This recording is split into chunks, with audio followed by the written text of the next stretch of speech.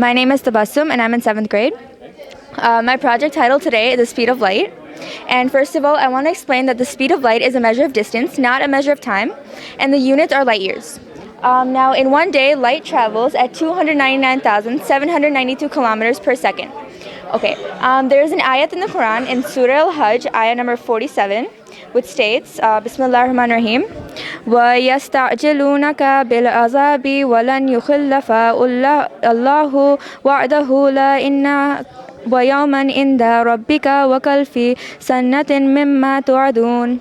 Now, the translation for this is that and they ask you to hasten the punishment, but never will Allah go back on His promise. Indeed, a day with your Lord is 1,000 years of what you count. Now, the mathematical explanation of this is that the moon travels 2,152,612 kilometers around the Earth in one complete orbit. This is equivalent to a whole lunar month, and so we will multiply this by 12, which will be 25,831,347 kilometers. Now, since the ayah says 1,000 years of what you count, we will multiply this by 1,000, and we will get 25,831,347,000 kilometers.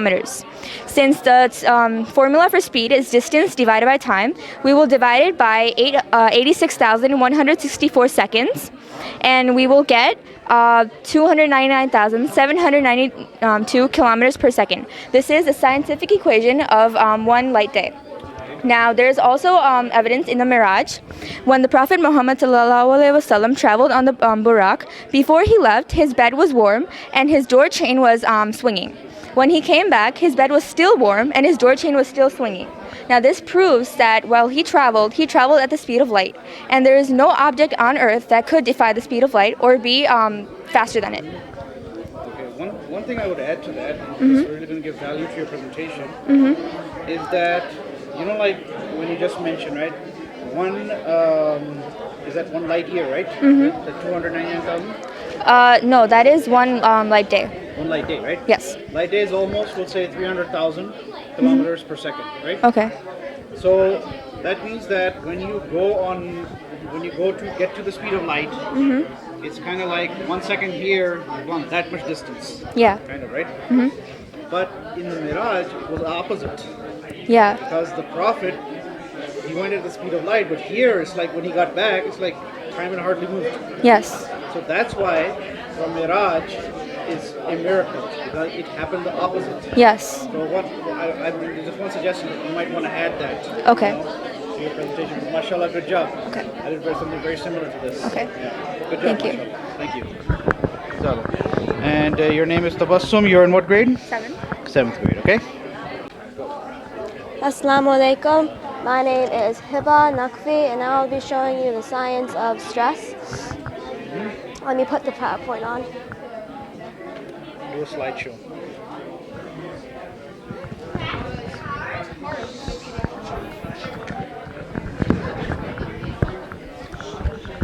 Okay, it's on. I'm doing the science of stress by Hiba Naqvi. Have you ever looked back the last time you got stressed for why for such a small thing? I understand why. I don't feel bad. Today being stressed is natural. Everybody feels it. Today I'll be talking about why people feel stressed, how is it related to Islam, and what stress does to you. After this, maybe you'll calm down when someone does something annoying. Why people feel stressed. Someone is poking you constantly while you're playing your video game. You yell at them and shoo them away. Afterwards, you think to yourself, why did I do that? Here's why. Becoming stressed includes being bullied, school or work, not getting enough sleep. But why? Stress happens when the body feels threatened. When stress happens, the body may react to fight or flight. This is self-explanatory. You can learn more in the next slide. This person is still poking you and not letting you play your video game. You feel your muscles tense and your heart rate go up. What's going on? Is this good or bad? To tell you the truth, it's bad. What does stress do to your body? While in stress, high blood pressure may act up. This is because it's harder for the heart to pump blood. Plaque may build up in your blood because of high blood pressure and toxins. Some other things may happen as sudden food cravings, losing weight, and creating brain damage. Apart from waiting behind in line for all aunties in Ramadan, stress is related to Islam by Quran ayats. One ayah I found was, "O my sons, O my sons, go out and find Joseph and his brother, and despair not free from Allah. Indeed, no one despairs relief from Allah except the disbelievers. This ayah is talking about how when Prophet Yusuf disappeared, how stressed and sad Prophet Yaqub felt. Here is another one I found. O people of the scripture, stress not in your religion. Stress not in your religion other than the truth, and follow the not vain of folk who eared and old and led Mary astray, and ear the plain road. This is another one I found that I didn't put in the script, but Surah Rad, Ayah 18, without doubt in the remembrance of God do hearts find peace and satisfaction. Some quotes I found from Imam Ali about relieving stress is, to tend the relief of distress and help oppression make amends with great sin. Also, be active and diplomatic whether you have work or not. This is saying that if you have work or not, be active and happy. A quote from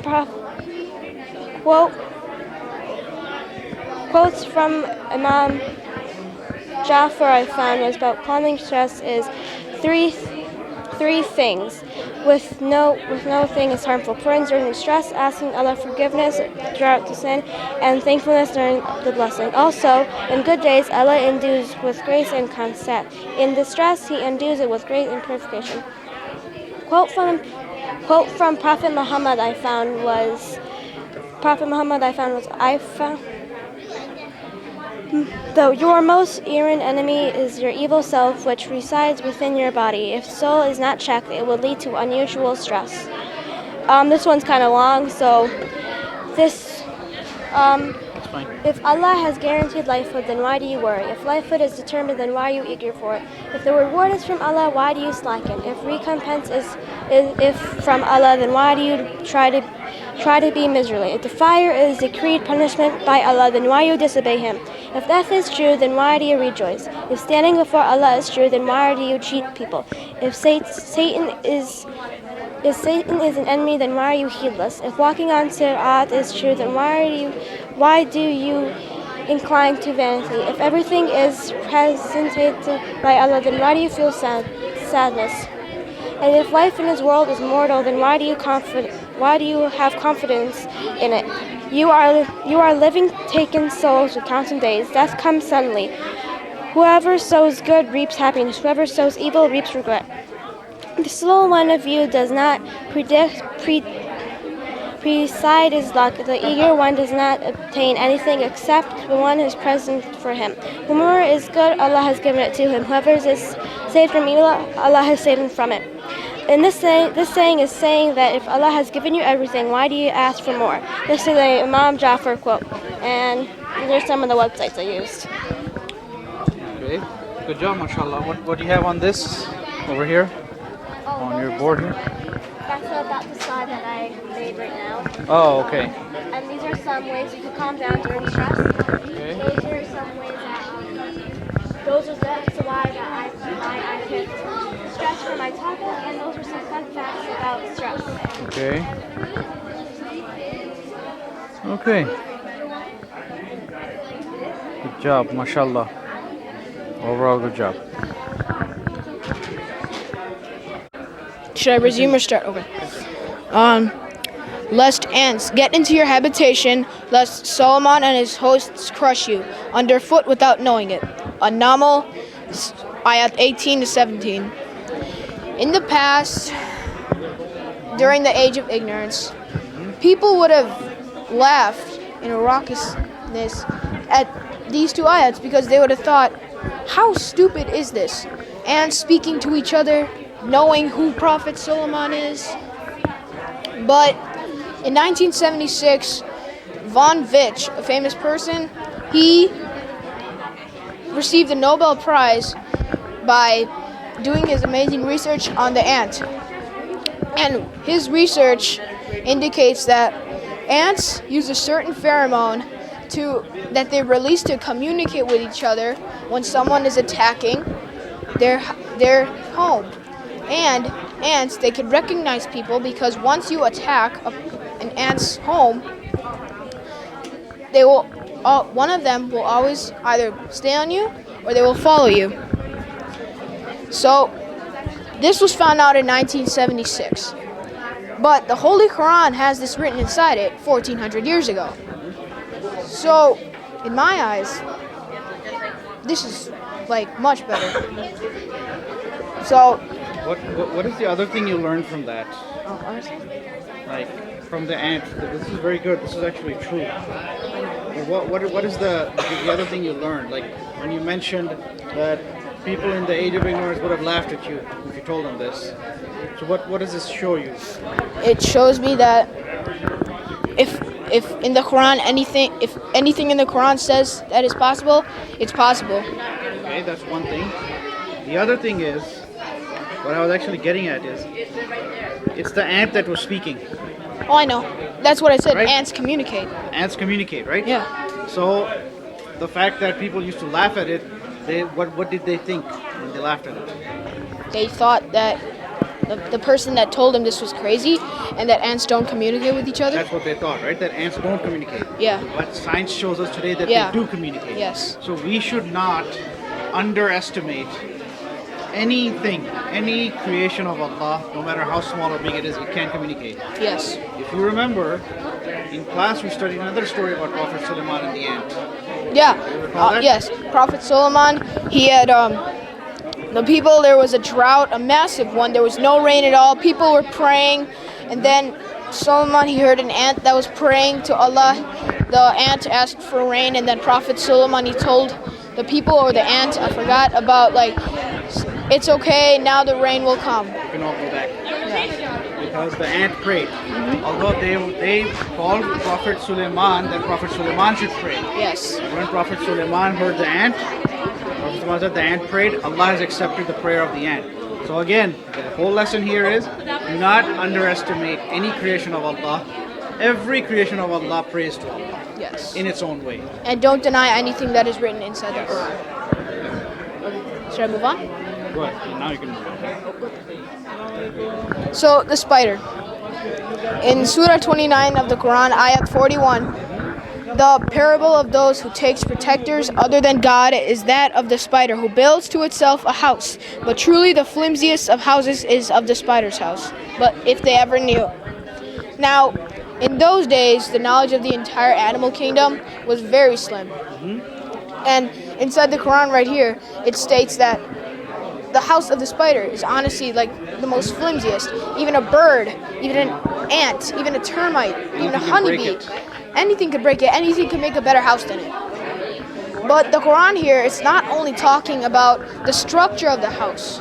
It's talking about the relationship inside the house. So, for example, what I mean is, here is a picture of a black widow. Here's a picture of a black widow mating with its male. Here's a picture of a black widow mating with the male and killing it at the same time. So once a female spider mates with a male spider, it kills it. So that it can mate on future males. And this also, not only does this mean the relationship or the structure, this is also trying to say that those who believe in anything else but the Quran and that Allah is the only God, their beliefs, they're very, very weak. Just like that. Yes, and someone can break that belief immediately, like Prophet Muhammad and Imams. But then they would make another belief, like the spiders. If they break the house, they make a new one. If they break it again, they make a new one. They never give up. They never give up. Never give up. That's a very, very important lesson. If there's good, there's always evil. Yep. Couple of things I would add to that. That's very good, mashallah, by the way. Okay, very good research. One thing I wanted to add to this about the spider, I'll give you an important lesson, and you can listen to it also, Hiba, while you're waiting on somebody. When Prophet Muhammad, right? You know, you've heard about the Hijrat, right? He migrated from Mecca to Medina. Yes. Right? Along the way, you know, he actually escaped secretly in the dark of night. And when Allah told Prophet Muhammad that you have to migrate now because people were ready to kill him inside Mecca, okay? Then Prophet Muhammad asked Allah that, oh Allah, if I leave now, these people will say, oh, Madallah, Prophet Muhammad is scared, he ran away, he's afraid of his life. Allah said, you leave that to me. Your job is to obey my orders. That's all. So Prophet Muhammad, on the way to Medina, he stopped by a cave, okay, and he went and hid inside the cave. Okay, those people who were enemies of Prophet, they came searching for Prophet Muhammad. Just at that point, Allah had ordered a spider to spin a web at the entrance of the cave where Prophet Muhammad was inside. Okay, and when these people came to that cave, why did they not go inside and kill Prophet Muhammad? What did they think? What do you think they thought? They thought that there was a gigantic hive of spiders there, Okay, that's one explanation. What else? and that the Because spider. you just mentioned that's very easy to break, right? So I'll give you a clue. That's very easy to break. It's got something to do with that. Prophet Muhammad went inside. After that, the spider came. He spun the web. When these people came searching for Prophet Muhammad, they actually got to the mouth of the cave. But when they saw that spider web, they turned back. Why? Thinking that Oh, Prophet Muhammad was not yeah, inside. because the only way he would have been inside is he had to break the spider web. There you go. The thing they did not realize Was that he was already in it there? was already in there, and after that, the Yeah. spider spun the web. They were thinking that the spider first spun the web, and if Prophet Muhammad was to go inside, he would have had to break that web and then go in. Yes. So you see how Allah protected Prophet Muhammad with what is known as the weakest of homes. That's what happens to the enemies of Prophet. This is the level of stupidity they get to. Is that they turn back because of the weakest of homes, which was protecting Prophet Muhammad. Wow. Yeah. So that's one thing you can add to people who come around. Yeah. You can tell them this also. But mashallah, very good job. Very good. Please go on. Please go on. So the final insect that I'll be talking to you about is the bee. Okay. Honeybee, to be more specific. In Surah An-Nahl, from Ayat An-Nahl, from Ayat 68 to 69, it states in English, "And thy Lord taught the bee to build its cells in hills, on trees, and in men's habitations, then to eat of all the produce of the earth, and find with skill the spacious paths of its Lord." Sajjad, tell them not to do that.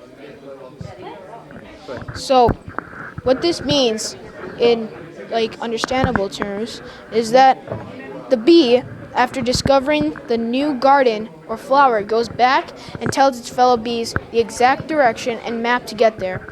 He does it by releasing a certain pheromone, which at first he puts it on the flower or all over the garden, which will act as a GPS signal for all the other bees to come to. Or it could do it this way, by going there and telling it, which is, in slang, it's known as the bee dance. Okay. The meaning of this insect's movements that are intended to transmit information between worker bees and have been discovered scientifically using photography and other methods. Now, this was discovered only in the last century, 1900s. Yep. But the Quran has written the same thing 1400 years ago. There you go.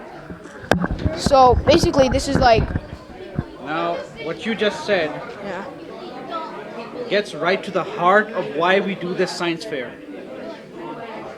What science is finding out today, Quran mentioned it. 1400 years ago. Do you see why we do the science fair now? Yes. That's the reason. Right. Okay, and the final thing, of course, as I said before, the Quran mentions in the above verse how the bee finds with skill the spacious paths of its Lord. With skill, when he says with skill, he means like the pheromone, as I have stated before. Okay. Here are some fun facts. Ants, they can carry up to 5,000 times their body weight. Yep. I myself am 100 pounds, so if I can lift 5,000 times my body weight, I would lift up to 500,000 times my body weight. Because this is all very good. Yes. Because you might have seen that even if you kill an ant, you'll see that other ants come out and they actually pick up the dead body and take it back. I don't know if you've noticed that or not. They do. They do. And it also stated in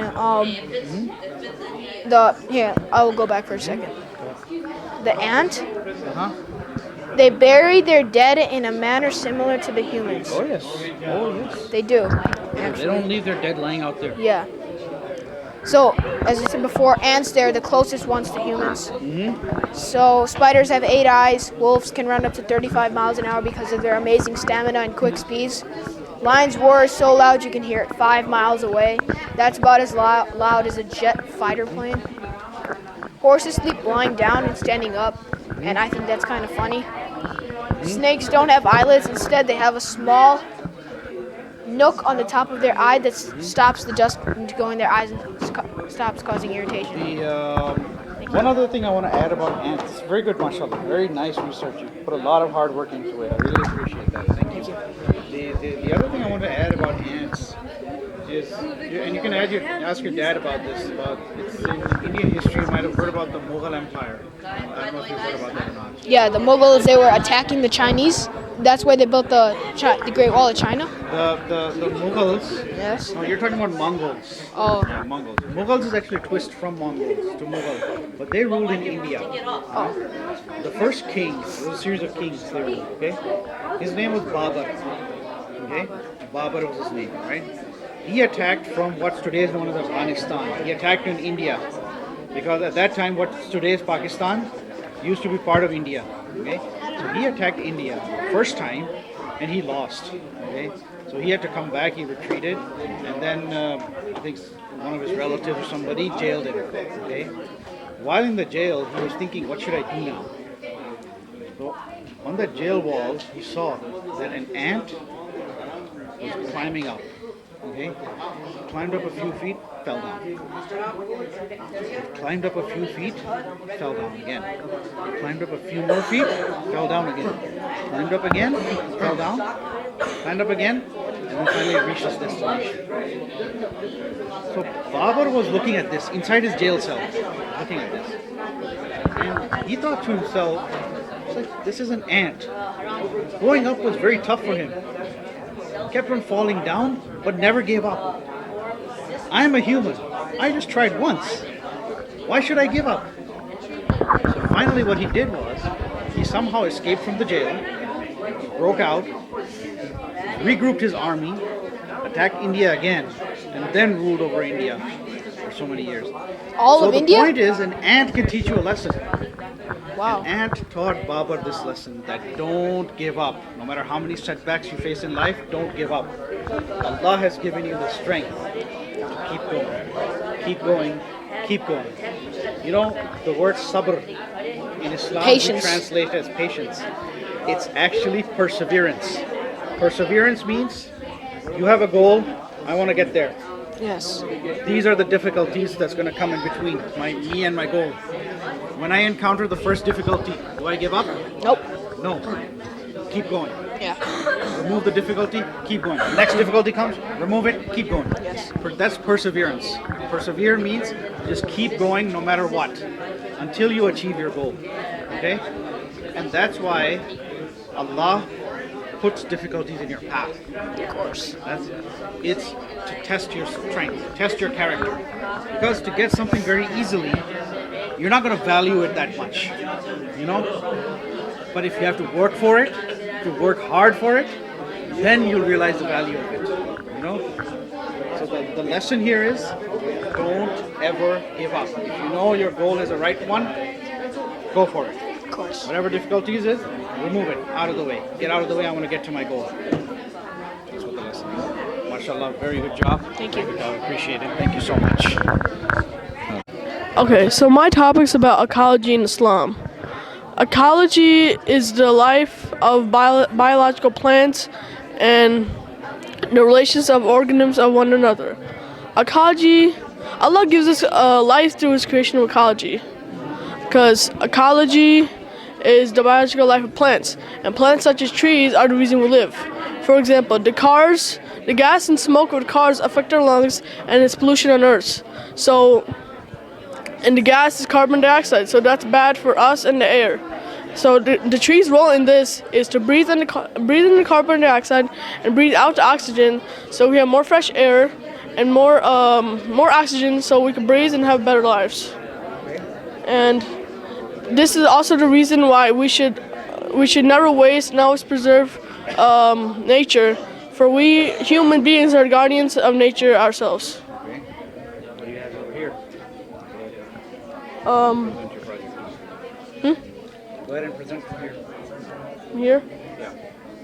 So Allah, like, He put us on earth to like guard His. He put us humans on earth to guard His creations, and because of this, and the trees to give us life.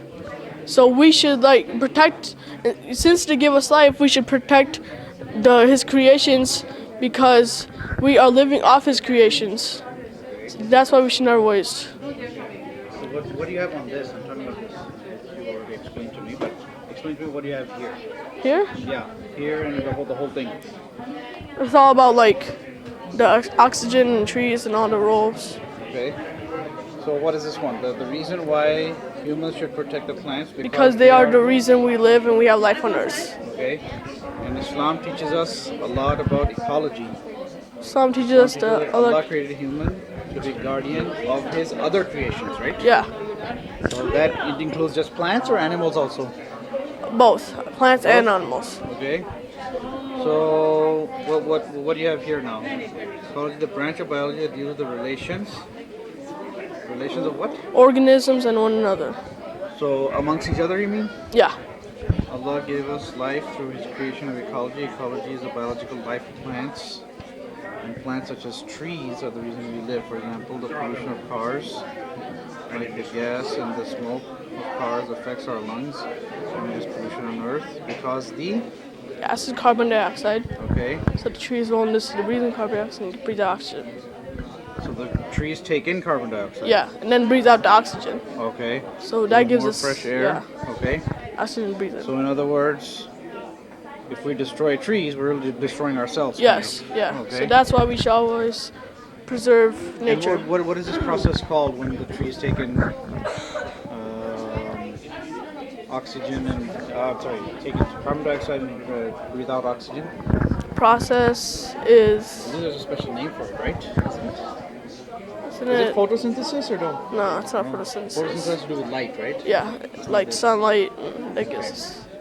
All right, very good, mashallah. So Thank we're you. recording of this. So Zaki Bukhari, Ecology, and in 7th grade, mashallah. Good job.